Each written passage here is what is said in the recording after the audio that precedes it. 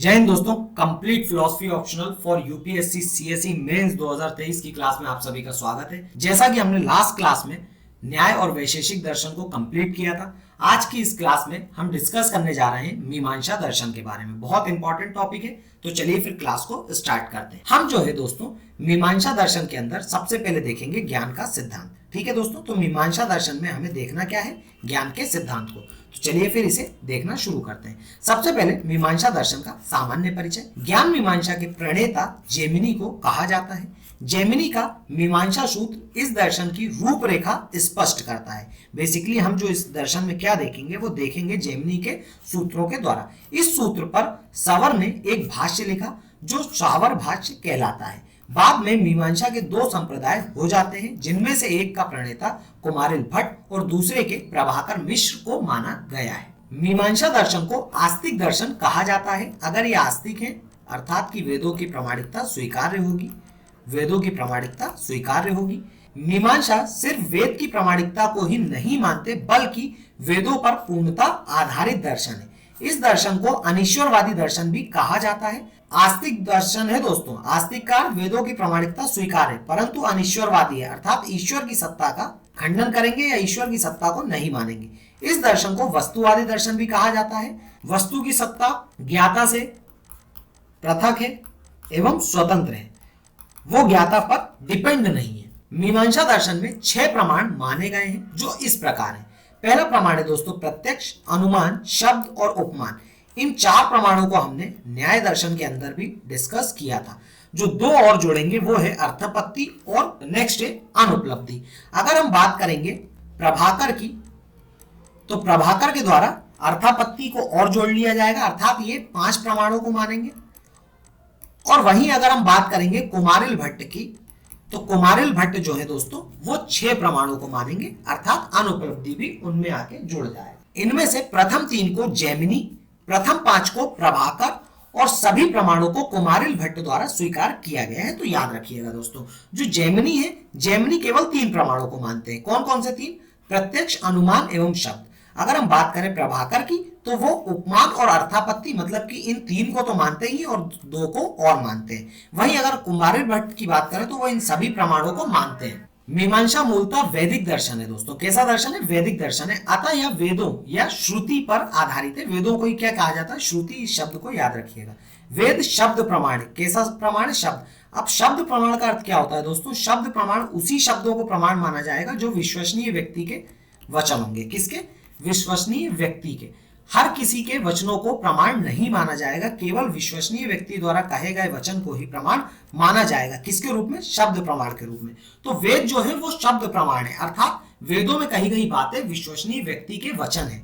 एवं मीमांसा दर्शन में शब्द प्रमाण पर अधिक महत्व दिया गया है।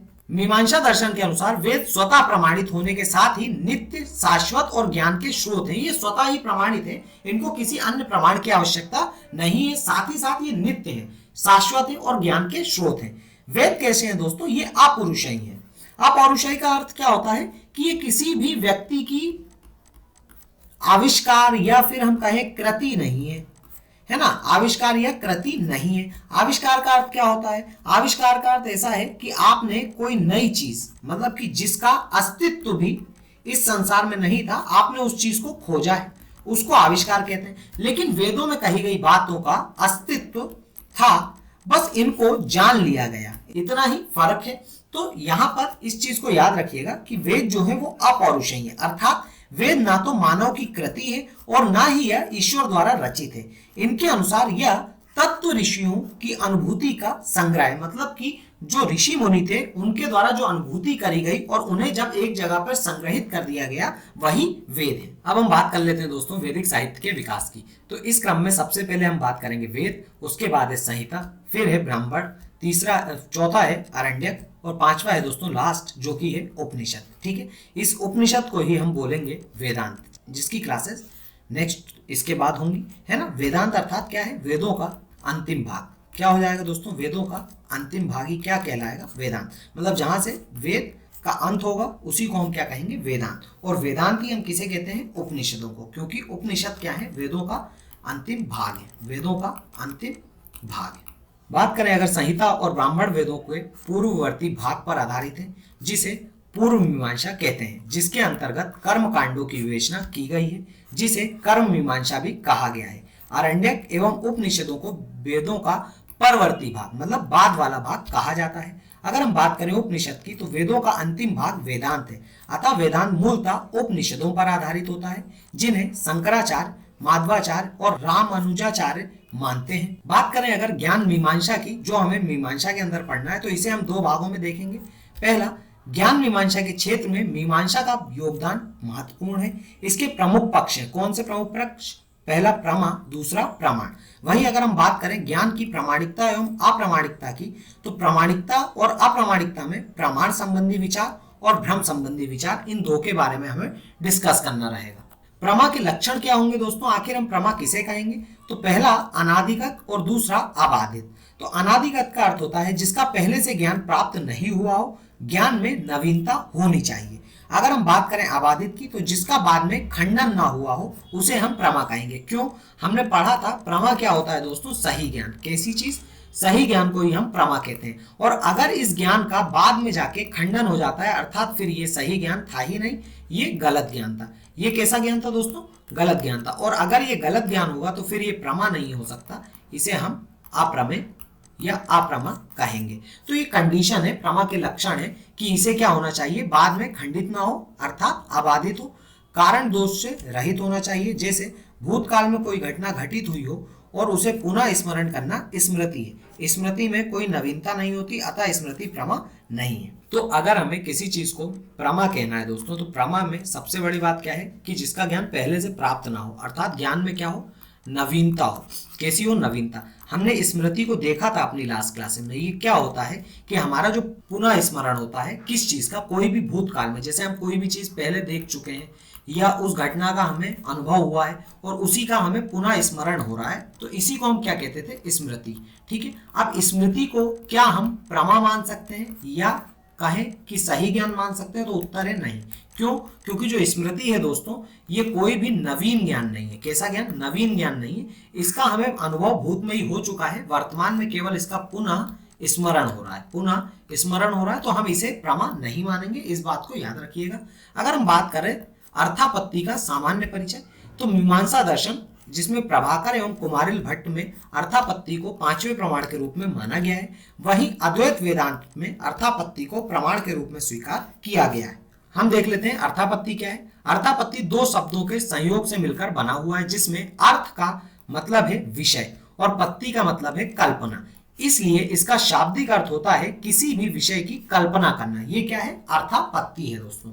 जब हम कोई ऐसी घटना देखने में आती है या देखते हैं जिसके समझने में कुछ विरोध मालूम पड़ता है, तो उस विरोध की व्याख्या के लिए कोई आवश्यक कल्पना करते हैं। इस तरह जो आवश्यक कल्पना की जाती है उसे ही हम क्या कहते हैं? अर्थापत्ति कहते हैं। दूसरे शब्दों में दो तथ्यों के विरोधाभास को दूर करने के लिए तीसरे तथ्य की कल्पना करना क्या है? अर्थापत्ति। बात को समझिएगा। जैसे कि अगर हम कहें कि सोहन मोटा है, और ये दूसरा तथ्य कहें क्योंकि सोहन सुबह खाना खाता है।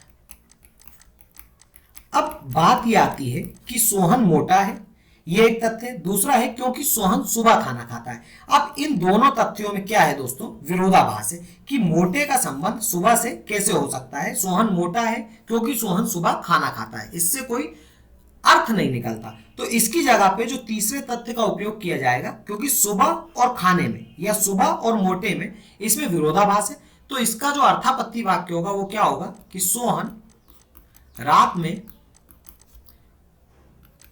ज्यादा खाना खाता होगा। तो ये कैसा वाक्य हो गया? अर्थापत्ति, जिसमें दो तथ्य जो हैं उन दोनों के बीच के विरोधाभास को दूर करने के लिए हम तीसरे तथ्य की मदद लेते हैं या कल्पना करते हैं।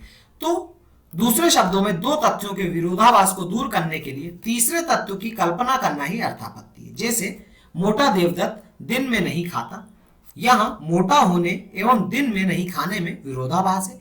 इस विरोधाभास को दूर करने के लिए तीसरे तथ्य की कल्पना की जाती है। जैसे देवदत्त रात में जमकर खाता होगा। इस ज्ञान को अर्थापत्ति प्रमाण से प्राप्त किया जा सकता है, क्योंकि इसका ना तो प्रत्यक्ष किया जा सकता है, ना अनुमान किया जा सकता है, ना शब्द के द्वारा बताया जा सकता है। तो इस ज्ञान का केवल जो ज्ञान अर्जित होगा वो अर्थापत्ति प्रमाण के द्वारा ही होगा। अर्थापत्ति को प्रमाण क्यों माना जाए, बात ये आती है। तो अर्थापत्ति को मीमांसा दर्शन में स्वतंत्र प्रमाण के रूप में प्रतिष्ठित किया गया है। इसके द्वारा जो ज्ञान प्राप्त होता है उसे अन्य किसी भी प्रमाण से पाना असंभव है। मतलब कि अर्थापत्ति के द्वारा जो ज्ञान प्राप्त हो रहा है उसे किसी अन्य के द्वारा जो है पाना कैसा है, असंभव। जैसे कि देवदत्त रात में अवश्य खाता है का ज्ञान प्रत्यक्ष से नहीं प्राप्त हो सकता। प्रत्यक्ष से आप कैसे देखेंगे उसे, क्योंकि देवदत्त को रात में खाते हुए हम नहीं देखते। प्रत्यक्ष के लिए इंद्रियों का विषय के साथ संपर्क होना अत्यावश्यक है, इसलिए अर्थापत्ति प्रत्यक्ष से भिन्न है। हम बात ये कर रहे हैं कि ये जो ज्ञान हमें अर्थापत्ति से मिला है, क्या ये ज्ञान किसी अन्य प्रमाण से मिल सकता है? तो इसका उत्तर है कि नहीं मिल सकता। उसी को क्लेरिफाई किया जा रहा है कि प्रत्यक्ष के द्वारा जो ज्ञान हमें अर्थापत्ति से मिला है वैसा ज्ञान प्रत्यक्ष से नहीं मिल सकता। अब हम देखेंगे दोस्तों कि अर्थापत्ति से मिले ज्ञान को क्या अनुमान के ज्ञान के द्वारा प्राप्त किया जा सकता है। तो देखते हैं, अर्थापत्ति को अनुमान ज्ञान भी नहीं मान सकते, क्योंकि अनुमान के लिए व्याप्ति वाक्य अत्यंत आवश्यक है। व्याप्ति वाक्य कैसा वाक्य होता है दोस्तों, कि जैसे हमने कहा था कि देवदत्त मोटा है, देवदत्त मोटा है, और फिर हमने दूसरा कहा था दिन में जमकर खाता है। तो अब बात ये आती है कि इन दोनों के बीच में अगर हमें परिणाम चाहिए ये वाला कि देवदत्त मोटा है, तो हमने बोल दिया वो दिन में जमकर खाता है, तो इससे कोई निष्कर्ष नहीं निकल रहा। इसके लिए अगर हमें व्याप्ति वाक्य की जरूरत हो तो हम क्या कह सकते हैं कि जो जो मोटा होता है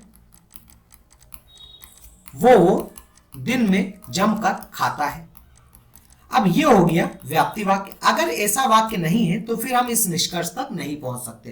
तो अनुमान के लिए हमें व्याप्ति वाक्य की अत्यंत आवश्यकता होती है। इस ज्ञान को अनुमान ज्ञान तब कहा जा सकता है जब शरीर के मोटा होने और रात में भोजन करने में व्याप्ति संबंध हो, अर्थात जहां जहां शरीर का मोटापन रहता है वहां वहां रात में भोजन करना भी पाया जाता हो। परंतु इस प्रकार के किसी भी व्याप्ति का यहाँ हम अभाव पाते हैं, मतलब कि ऐसा कोई व्याप्ति नहीं। अतः अर्थापत्ति अनुमान से भिन्न एक स्वतंत्र प्रमाण है।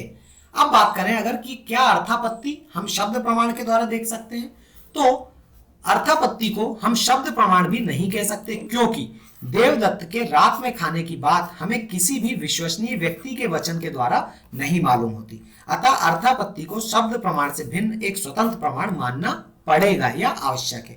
बात करें अर्थापत्ति सादृश्यता पर आधारित ज्ञान भी नहीं है। इस प्रकार उपरोक्त ज्ञान की व्याख्या है तो अर्थापत्ति को प्रमाण के रूप में मानना आवश्यक है। देखिए दोस्तों, यहाँ पे हुआ क्या कि हमारे पास दो कथन थे, पहला कथन और दूसरा कथन। हमने इन दोनों कथनों में विरोधाभास देखा और इस विरोधाभास को दूर करने के लिए एक वाक्य को दिया या एक और अन्य तथ्य को दिया जिसे हमने अर्थापत्ति कहा यह जाता है कि इसके विरोधाभास को दूर करने के लिए अर्थापत्ति वाक्य की आवश्यकता होती है।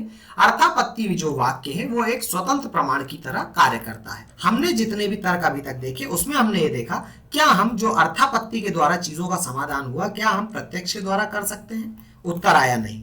क्या हम अनुमान के द्वारा कर सकते हैं? उत्तर आया नहीं। क्या हम शब्द प्रमाण के द्वारा कर सकते हैं? ऐसा भी नहीं कर सकते। तो फिर हमें अर्थापत्ति को एक स्वतंत्र प्रमाण मानना पड़ेगा। बात करें अनुपलब्धि, क्योंकि ये छठा प्रमाण होगा जिसे कुमारिल भट्ट के द्वारा माना जाएगा। तो मीमांसा दर्शन, कुमारिल भट्ट और अद्वैत वेदांत के अनुसार अनुपलब्धि एक स्वतंत्र प्रमाण माना गया है। किसी विषय के अभाव का साक्षात ज्ञान हमें अनुपलब्धि द्वारा प्राप्त होता है। जैसे कोठरी में घड़े का अभाव, अर्थात हम कह देते हैं कि कहीं पे अगर कोई चीज का अभाव है मतलब वहां पे अनुपलब्धि है, ठीक है ना। तो हमें बेसिकली अनुपलब्धि का ज्ञान क्या होता है? अभाव के साक्षात से, मतलब कि जब हम अभाव को देखते हैं तो हमें अनुपलब्धि का ज्ञान प्राप्त होता है। मीमांसा का कथन है कि घड़े के अभाव का ज्ञान अनुपलब्धि के द्वारा होता है। जिस प्रकार इस कोठरी में टेबल, कुर्सी आदि विषयों के विद्यमान होने का हमें साक्षात ज्ञान होता है, उसी प्रकार घड़े के अभाव का भी ज्ञान हो जाता है। इस प्रकार अनुपलब्धि के द्वारा वस्तु के अभाव का साक्षात ज्ञान हो जाता है। किसका? वस्तु के अभाव का। अनुपलब्धि को आखिर प्रमाण क्यों माना जाए? तो अनुपलब्धि को प्रत्यक्ष नहीं किया जा सकता, क्योंकि प्रत्यक्ष ज्ञान के लिए इंद्रिय का विषय से संपर्क होना अत्यावश्यक है। अब जिस चीज का अभाव है दोस्तों उसका इंद्रिय से संपर्क हो ही नहीं सकता, तो फिर हमें अभाव का ज्ञान कैसे होगा प्रत्यक्ष से? जबकि इंद्रियों का संबंध उन विषयों से हो सकता है जिनका अस्तित्व है, लेकिन जिसका अस्तित्व ही नहीं है उनका संपर्क इंद्रियों से नहीं हो सकता। और अगर इंद्रियों से नहीं होगा तो फिर वहां पर हम प्रत्यक्ष के द्वारा उसका ज्ञान प्राप्त नहीं कर सकते। बात करें प्रामाण्यवाद की, तो ज्ञान की प्रामाणिकता एवं अप्रामाणिकता संबंधी विवेचन हम देखने जा रहे हैं। न्याय मतानुसार क्या है? न्याय मतानुसार ज्ञान अपनी उत्पत्ति के समय प्रामाणिकता एवं अप्रामाणिकता से रहित होता है। मतलब ना तो वो प्रमाणित होता है ना अप्रमाणित होता है जब हमें किसी वस्तु का ज्ञान प्राप्त होता है, अर्थात तटस्थ रूप में होता है। ज्ञान की उत्पादक सामग्री केवल ज्ञान को उत्पन्न करती है, जिसके द्वारा वो ज्ञान उत्पन्न हुआ है ना दोस्तों, वो उत्पादक सामग्री केवल ज्ञान को उत्पन्न करती है, उसकी प्रामाणिकता या अप्रामाणिकता को नहीं। तो हाँ, यहाँ पर न्याय मतानुसार कहा यह गया है कि मान लीजिए आप अभी इस क्लास को मोबाइल पर या लैपटॉप पर देख रहे हैं, तो आपको जो लैपटॉप का ज्ञान हुआ, अब वो लैपटॉप है नहीं है, वो लैपटॉप सही है गलत है, इस ज्ञान की प्रामाणिकता की बात न्याय मतानुसार कही जाती है कि नहीं है। अर्थात जो ज्ञान है, ज्ञान अपनी ना तो प्रामाणिकता लेकर साथ में आता है और ना ही अप्रामाणिकता। और ये जो ज्ञान है वो जिस भी सामग्री से, क्योंकि इसका ज्ञान किसी ना किसी चीज से उत्पन्न हुआ होगा। मान लेते हैं आप लैपटॉप का ज्ञान ले रहे हैं, तो ये लैपटॉप है, तो लैपटॉप क्या होगा कि आपको ज्ञान प्रदान करेगा कि वो लैपटॉप है, लेकिन इस लैपटॉप की प्रामाणिकता या फिर अप्रामाणिकता इसके द्वारा नहीं बताई जाएगी। ज्ञान प्राप्ति के पश्चात ज्ञाता द्वारा आचरण करने पर यदि सफल प्रवृत्ति सामर्थ्य होता है तो ज्ञान की प्रामाणिकता निर्धारित होगी। यदि यह सफल प्रवृत्ति सामर्थ्य उत्पादक कारण सामग्री के अतिरिक्त बाह्य कारणों से उत्पन्न होता है तो यह सिद्धांत परता प्रामाण्यवाद कहलाएगा। तो बात को समझिएगा दोस्तों, क्या कहा जा रहा है कि मान लेते हैं किसी चीज का ज्ञान आपको प्राप्त हुआ, ज्ञान प्राप्त हुआ तो ज्ञान प्राप्ति के साथ ही ना तो वो प्रामाणिक है, ना तो वो प्रामाणिक है और ना ही अप्रामाणिक है। ना तो ज्ञान वो प्रामाणिक होगा ना ही अप्रामाणिक होगा। आपको ये ज्ञान प्राप्त हुआ, इसके बाद आप इस ज्ञान के अनुसार क्या करेंगे? आचरण करेंगे।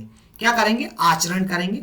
आचरण के बाद दो स्थितियां आएंगी, पहली सफल प्रवृत्ति सामर्थ्य, दूसरा असफल प्रवृत्ति सामर्थ्य। ठीक है, अगर आपको जो ज्ञान प्राप्त हुआ सफल प्रवृत्ति सामर्थ्य में, उस ज्ञान की प्रामाणिकता किसी तीसरी अन्य या फिर बाह्य कारण, कोई अन्य कारणों से उसकी प्रामाणिकता क्या हो रही है? सिद्ध हो रही है, तो हम उसे कहेंगे परता, मतलब किसी और पर डिपेंड, परता प्रामाण्यवाद। क्या कहेंगे? क्योंकि प्रमाणित हो रही है, परता प्रामाण्यवाद। ठीक है, ये बात आपको समझ में आई होगी। अब सिमिलर इसी तरह ज्ञान प्राप्ति के पश्चात आचरण करने पर यदि असफल प्रवृत्ति सामर्थ्य होता है तो असफल प्रवृत्ति उत्पादक कारण सामग्री के अतिरिक्त बाह्य कारणों से उत्पन्न होता है, इसलिए इस सिद्धांत को परता अप्रामाण्यवाद कहते हैं। अतः न्याय दर्शन में परता प्रामाण्यवाद तथा परता अप्रामाण्यवाद को माना जाता है। मतलब कोई भी चीज ना तो प्रामाणिक है ना अप्रामाणिक है, किसके साथ? ज्ञान उत्पत्ति के साथ। बाद में उसके हिसाब से आचरण करने पर और उसके हिसाब से आचरण करने के बाद क्या होता है, जब हमें किसी अन्य कारण की आवश्यकता हो उस चीज को प्रमाणित करने के लिए या उस ज्ञान को प्रमाणित करने के लिए, तो हमें उसे परता प्रामाण्यवाद कहते हैं। और अगर उस चीज के ज्ञान को प्रमाणित हम नहीं कर पा रहे, उसके लिए भी हमें किसी बाह्य वस्तु की आवश्यकता हो रही है, तो उसे परता अप्रामाण्यवाद कहा जाएगा। बात करें मीमांसा दर्शन की, तो मीमांसा दर्शन स्वतः प्रामाण्यवाद में विश्वास करता है। मतलब कि जो ज्ञान आपको प्राप्त हुआ वो प्रामाणिकता के साथ ही प्राप्त हुआ है। इसका अनुसार ज्ञाता को जब वस्तु का ज्ञान प्राप्त होता है तो वह ज्ञान आरंभ से ही प्रामाणिक होता है, अतः वह ज्ञान अपनी प्रामाणिकता के साथ ही प्राप्त होता है। जिस वस्तु के स्वरूप के साथ ज्ञान की संगति होती है तब उसका स्वतः प्रामाण्य सिद्ध हो जाता है। मतलब कि ज्ञान के साथ ही अगर उसकी प्रामाणिकता भी हो जाए, यानी कि वस्तु के स्वरूप के साथ ही ज्ञान की संगति हो जाए, जैसा उसका स्वरूप है वैसा ही उसका ज्ञान है, तो जो ज्ञान होगा वो स्वतः प्रामाण्य सिद्ध हो जाएगा। बात करें मीमांसा दर्शन परता अप्रामाण्यवाद को मानता है, परता अप्रामाण्यवाद को मानेगा। इसके अनुसार ज्ञान प्राप्ति के पश्चात ज्ञाता आचरण करता है जिसमें असफल प्रवृत्ति सामर्थ्य होता है। यह असफल प्रवृत्ति सामर्थ्य वस्तु के स्वरूप से असंगत होने के कारण, किससे?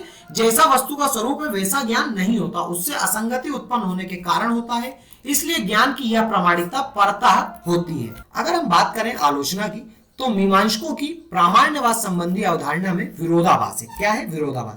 यदि हमारा सारा ज्ञान आरंभ से ही प्रामाणिक है तो वैसे ज्ञान को किसी भी प्रकार अप्रामाणिक नहीं होना चाहिए। परंतु मीमांसक परता अप्रामाण्यवाद में विश्वास करते हैं। किसमें दोस्तों? परता, अर्थात कि ज्ञान प्राप्ति हुई, ज्ञान प्राप्ति के बाद उसके अनुसार आचरण करेंगे, आचरण के बाद अगर सफल प्रवृत्ति सामर्थ्य होगा या असफल प्रवृत्ति सामर्थ्य होगा, है ना। यहां पर दो बातें होंगी। तो अगर असफल प्रवृत्ति सामर्थ्य हो रहा है, अर्थात कि वो चीज प्रमाणिक नहीं हुई जिसका आपको ज्ञान मिला था, मतलब कि वो प्रमाणिक नहीं है, तो यहां पर दो चीजों में कॉन्ट्रडिक्शन है। पहला तो आप स्वतः प्रामाण्यवाद को मान रहे हैं और दूसरा आप परता अप्रामाण्यवाद को मान रहे हैं। तो स्वतः प्रामाण्यवाद के अनुसार ज्ञान अपने आरंभ से ही प्रामाणिक है, तो फिर आप परता प्रामाण्यवाद के अनुसार ये कैसे कह सकते हैं कि ज्ञान जो है वो अपने स्वरूप से भिन्न है या अप्रामाणिक है।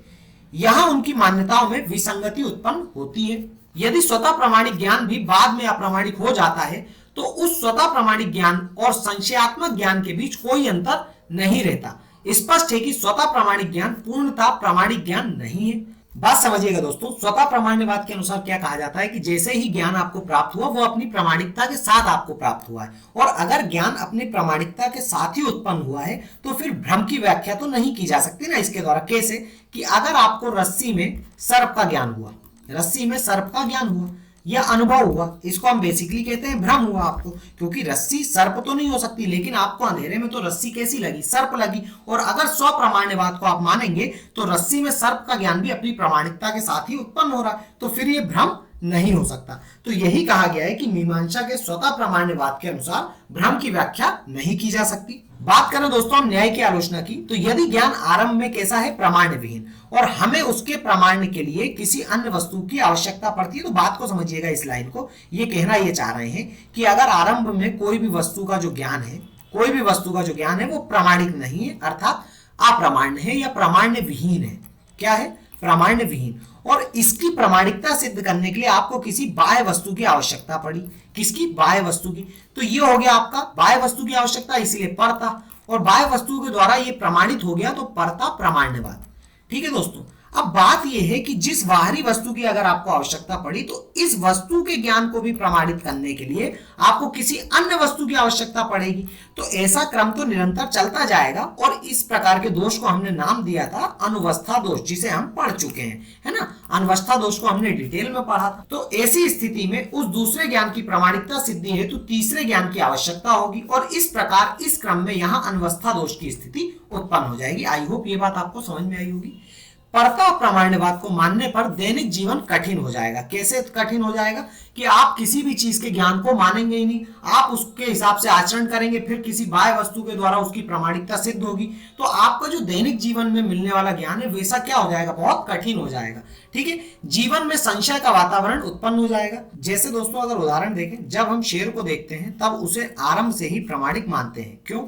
हमने शेर का ज्ञान प्राप्त किया और ज्ञान को आरंभ से ही प्रामाणिक माना, हम उसके अनुसार आचरण नहीं करते, है ना दोस्तों। तो क्या है, अगर हम उसके अनुसार भी आचरण करने लगे तो हमारा जो दैनिक जीवन है वो किस में आ जाएगा? वो बहुत ही कष्ट में आ जाएगा, एवं उसके अनुसार तद्रूप आचरण करते हैं। बात करें बौद्ध दर्शन स्वतः अप्रामाण्यवाद और परता प्रामाण्यवाद को मानता है। अब ये स्वतः अप्रामाण्यवाद और परता प्रामाण्यवाद क्या होंगे ये हम देख चुके हैं, तो हम इसी को देखते हैं कि मीमांसकों के ठीक विपरीत बौद्ध स्वतः अप्रामाण्यवाद एवं परता प्रामाण्यवाद में विश्वास करते हैं। बौद्ध के अनुसार अप्रामाण्य ज्ञान की उत्पत्ति के समय से ही विद्यमान रहता है, मतलब कि बौद्ध ये कह रहे हैं कि जो अप्रामाण्य ज्ञान है ना वो उत्पत्ति के समय से ही क्या होता है? वस्तु में विद्यमान रहता है। इसलिए यह सिद्धांत स्वतः अप्रामाण्यवाद कहलाता है। परंतु बाद में जाकर जब हम उस अप्रामाण्य ज्ञान का निषेध कर प्रामाण्य को स्थापित करते हैं तब ज्ञान को प्रमाणित करने का आशय यह है कि वहां से अप्रामाणिक ज्ञान का निषेध किया जा चुका है। यही कारण है कि बौद्ध स्वतः अप्रामाण्यवाद और परता प्रामाण्यवाद को स्वीकार करते हैं। बात को समझ गए होंगे आप। स्वतः अप्रामाण्यवाद का अर्थ क्या होगा बौद्धों के अनुसार? दोस्तों इनका कहना है कि जो ज्ञान है वो अपनी उत्पत्ति के साथ ही कैसा है? अप्रामाणिक है, मतलब कि गलत है। लेकिन बाद में क्या हुआ? बाद में जब हमने इसकी अप्रामाणिकता का खंडन किया या अप्रामाणिकता के कारण को ढूंढा या अप्रामाणिकता को इस ज्ञान से दूर किया तो क्या हुआ? ये ज्ञान प्रमाणित हो गया। क्या हुआ? प्रमाणित हो गया। तो ये जो ज्ञान की प्रामाणिकता हम लाए वो हमें इसके लिए किसी बाह्य वस्तु की आवश्यकता पड़ी, और बाह्य वस्तु की आवश्यकता पड़ी तो ये प्रामाणिकता हो गई परता प्रामाण्यवाद। कैसी? परता प्रामाण्यवाद। तो कोई ज्ञान जो अपनी उत्पत्ति के साथ ही अप्रामाणिक था तो स्वतः अप्रामाण्यवाद, और परता प्रामाण्यवाद। तो बौद्धों के अनुसार किसको माना जाएगा? मुझे लगता है आपको समझ में आ गया होगा। बात करते हैं निष्कर्ष की। प्रामाण्यवाद के संदर्भ में उपरोक्त विवेचन से यह स्पष्ट होता है कि कोई भी सिद्धांत त्रुटि रहित नहीं है। यहां हम प्रामाण्य और अप्रामाण्य के संदर्भ में ऐसा कह सकते हैं कि परिचित अवस्था की स्थिति में ज्ञान की प्रामाणिकता स्वतः और अपरिचित अवस्था की स्थिति में ज्ञान की प्रामाणिकता परता होती है। अर्थात दोस्तों, ऐसी चीजें जिनको हम जानते हैं, जिनकी अवस्थाओं से हम परिचित हैं, उसका ज्ञान जो है अपनी उत्पत्ति के साथ ही प्रमाणित मान लिया जाता है। जैसे कि हमने कहीं जंगल में शेर को देखा, तो हम शेर की अवस्था को जानते हैं, शेर को हम जानते हैं पहले से, तो हमें जैसे ही शेर दिखा उसके ज्ञान को हमने पहले से ही प्रमाणित मान लिया, मतलब कि ज्ञान की उत्पत्ति के साथ ही प्रमाणित मान लिया। हम उसके हिसाब से आचरण करने का इंतजार नहीं करेंगे, ना ही उस प्रक्रिया को हम फॉलो करेंगे। लेकिन बात करें कि ऐसी अवस्थाएं जिनका हमें ज्ञान प्राप्त नहीं है, तो हमें उसके अनुसार आचरण करने के बाद उसकी प्रामाणिकता सिद्ध करनी होती है। ठीक है दोस्तों, तो यहां पर यही कहा गया है कि परिचित अवस्था की स्थिति में जो ज्ञान की प्रामाणिकता है वो स्वतः प्रामाणिक मानी जाए, वहीं अगर अपरिचित अवस्था में जो ज्ञान की प्रामाणिकता है उसे परता प्रमाणित माना जाए। बात करें अगर हम ख्यातिवाद की, तो ख्याति का शाब्दिक अर्थ है ज्ञान, परंतु भारतीय दर्शन में यह भ्रम ज्ञान के रूप में रूढ़ हो गया है। ठीक है, भारतीय दर्शन में भ्रम के स्वरूप और उसकी स्थिति को लेकर विवाद है। इस विवाद के क्रम में वस्तु के दृश्य स्वरूप और वस्तु के वास्तविक स्वरूप तथा उस वस्तु के इन दोनों स्वरूपों के मध्य अंतः संबंधों की व्याख्या की जाती है। ठीक है, भारतीय दर्शन में भ्रम के स्वरूप और उसकी स्थिति को लेकर हुए विवाद का मुख्य कारण विभिन्न दर्शनों की अपनी पृथक पृथक मौलिक मान्यताएं। ठीक है दोस्तों, जैसे बात करें भारतीय दर्शन में भ्रम के संबंध में निम्न सिद्धांत प्रचलित है। तो अगर हम बात करें, पहला है आख्यातिवाद, दूसरा विपरीत ख्यातिवाद। इसमें है प्रभाकर और इसमें है कौन? कुमारिल भट्ट। तो हम देखेंगे ख्यातिवाद किसके हिसाब से? प्रभाकर, और वहीं विपरीत ख्यातिवाद कुमारिल भट्ट। बात करें अगर न्याय के सिद्धांत में, तो अन्यथा ख्यातिवाद। यहां पर हमने क्या देखा? अभी इससे पहले आपने देखा ना कि भारतीय दर्शन में भ्रम के स्वरूप और उसकी स्थिति को लेकर हुए विवाद का मुख्य कारण विभिन्न दर्शनों की पृथक पृथक मौलिक मान्यताएं। तो अगर हम मीमांसा दर्शन की बात करें, तो यहां पर हमें देखना है आख्यातिवाद, विपरीत ख्यातिवाद। आख्यातिवाद किसके अनुसार? प्रभाकर, विपरीत ख्यातिवाद कुमारिल भट्ट। वहीं अगर हम बात करेंगे न्याय के सिद्धांत की, तो यहाँ पर हम देखेंगे अन्यथा ख्यातिवाद को। बौद्ध दर्शन के अनुसार आत्मख्याति और दूसरा असत ख्याति। अगर हम आत्मख्याति की बात करें तो योगचार विज्ञानवाद, और अगर हम असत ख्याति की बात करें तो माध्यमिक शून्यवाद के अनुसार। फिर अगर हम शंकर के सिद्धांत की बात करें तो अनिर्वचनीय ख्याति, वहीं रामानुज की बात करें तो सत ख्याति। अब हम इसे वन बाय वन देखते हैं। तो पहला आख्यातिवाद। प्रभाकर अर्थात मीमांसा दर्शन में का भ्रम संबंधी सिद्धांत आख्यातिवाद कहलाता है। आख्यातिवाद का शाब्दिक अर्थ है ज्ञान का अभाव। इसके अनुसार जिसे लोग भ्रम कहते हैं वह दो ज्ञानों का संयोजन है। वे दो ज्ञान इस प्रकार है दोस्तों। पहला लंबी टेढ़ी वस्तु का प्रत्यक्ष ज्ञान, दूसरा आता है पूर्व काल में प्रत्यक्ष हुई सांप की स्मृति। देखिएगा कैसे। यहाँ पर बेसिकली आख्याति का अर्थ होता है ज्ञान का अभाव, मतलब कि आपको ज्ञान का अभाव है। अगर आपने रस्सी को क्या समझ लिया? रस्सी को सर्प समझ लिया। अब सर्प क्यों समझा? क्योंकि आपको सांप की पूर्व काल की स्मृति थी, या पूर्व काल में आपने उसका प्रत्यक्ष किया था और उसकी स्मृति क्या थी? अत्यंत प्रबल थी। तो अंधेरे में जैसे ही आपने रस्सी को देखा आपको आभास हुआ कि वो सांप है, तो यह आपको क्या हुआ? ज्ञान का अभाव। जैसे ही अभाव हटेगा आपको पता चलेगा कि वो सर्प ना होकर क्या था? रस्सी थी। तो आपका ये भ्रम भी क्या हो जाएगा? ये भ्रम भी टूट जाएगा। स्मृति दोष के कारण हम यह भूल जाते हैं कि वह सांप स्मृति का विषय है। प्रत्यक्ष और स्मृति के भेद के ज्ञान के अभाव के कारण भ्रम उत्पन्न होता है। भ्रम केवल ज्ञान का अभाव मात्र है। इस मत को अख्यातिवाद कहा जाता है। यहाँ भ्रम की सत्ता को ही अस्वीकार किया गया है। दोनों ज्ञानों के विषय भी अलग अलग है। एक का विषय क्या है दोस्तों? रस्सी यानी कि द्रव्य। दूसरे का गुण, यह क्या है? मिथ्या ज्ञान है, गलत ना होकर यह अपूर्ण ज्ञान है, ऐसा माना गया है। कैसे दोस्तों? देखिएगा, हमें रस्सी को देखकर सांप के होने का आभास होता है या भ्रम होता है। ठीक है दोस्तों, तो यहाँ पर दो प्रकार के गुण है। पहला है द्रव्यांश और दूसरा है धर्मांश।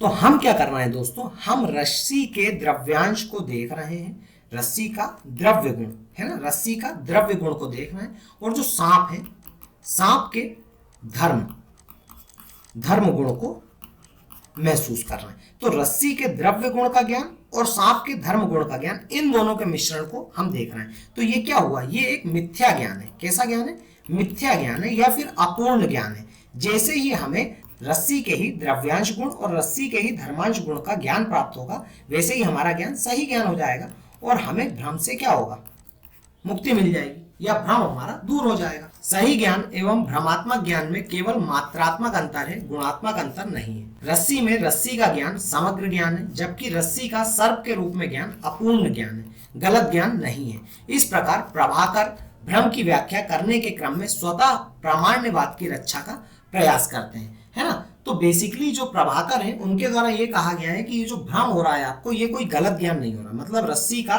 सांप के रूप में ज्ञान ये कोई गलत ज्ञान नहीं है, बल्कि क्या है, ये अपूर्ण ज्ञान है, ठीक है ना। आपको पूर्ण ज्ञान नहीं हुआ है, गलत ज्ञान ये नहीं है। जैसे ही आपका ज्ञान पूर्ण हो जाएगा, आपको रस्सी का रस्सी के रूप में समग्र ज्ञान मिल जाएगा। ऐसा क्यों कहा उन्होंने? अगर वो ये मान लेते कि रस्सी का सर्प के रूप में ज्ञान ऐसा ज्ञान है, गलत ज्ञान है, तो इनके द्वारा कही गई बात स्वतः प्रामाण्यवाद कैसी हो जाती दोस्तों, खंडित हो जाती। क्यों खंडित हो जाती? स्वतः प्रामाण्यवाद के अनुसार जो भी ज्ञान है वो अपनी उत्पत्ति के साथ ही प्रमाणित होता है। कैसा होता है? प्रमाणित होता है। तो रस्सी का सर्प के रूप में ज्ञान उत्पत्ति के साथ ही प्रमाणित था, तो अगर आप उसे गलत कह रहे हैं तो आपका स्वतः प्रामाण्यवाद भी खंडित होगा। इसीलिए क्या कहते हैं कि रस्सी का सर्प के रूप में ज्ञान गलत नहीं है, बल्कि अपूर्ण ज्ञान है। बात करें विपरीत ख्यातिवाद की, कुमारिल भट्ट का भ्रम संबंधी सिद्धांत विपरीत ख्यातिवाद कहलाता है। इनके अनुसार जब सर्प का ज्ञान प्राप्त होता है तो सर्प की सत्ता रस्सी में कहीं अन्यत्र होती है, मतलब कि जो सर्प की सत्ता होती है वो रस्सी से कहीं अन्यत्र होती है, जो रस्सी से भिन्न एवं स्वतंत्र है।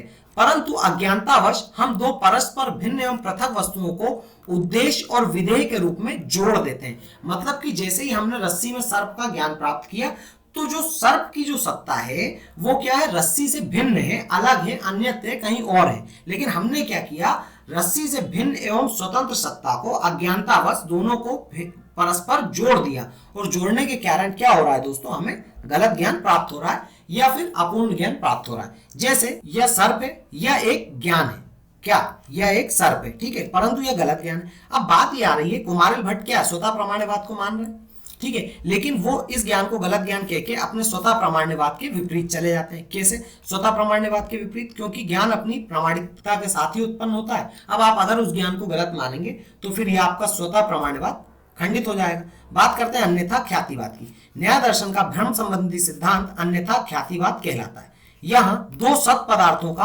असंभव संबंध जोड़ा गया है। यही कारण है कि यह अयथार्थ ज्ञान है। कैसा ज्ञान है? अयथार्थ ज्ञान है। जैसे ही दृष्टा की आंखों का संबंध सामने रखी रस्सी से होता है, वैसे ही वह अन्यत्र स्थित सांप के स्मरणात्मक ज्ञान के साथ इंद्रिय आंखों का संयोग कर लेता है। बेसिक बात यह है दोस्तों कि इसे समझिएगा कि जो भ्रम संबंधी सिद्धांत है इनका, वो क्या कह रहा है कि दो सत पदार्थों का असंभव संबंध जोड़ लेता है। दो सत पदार्थ, दोनों सत है, जैसे कि रस्सी है एवं सर्प है ना। अब दोनों सत है, दोनों का अस्तित्व है, दोनों रियल है, ठीक है, पर ज्ञाता क्या कर रहा है, इसको और इसको, इन दोनों के ज्ञानों को आपस में जोड़ ले रहा है। दोनों अलग अलग है, ठीक है ना।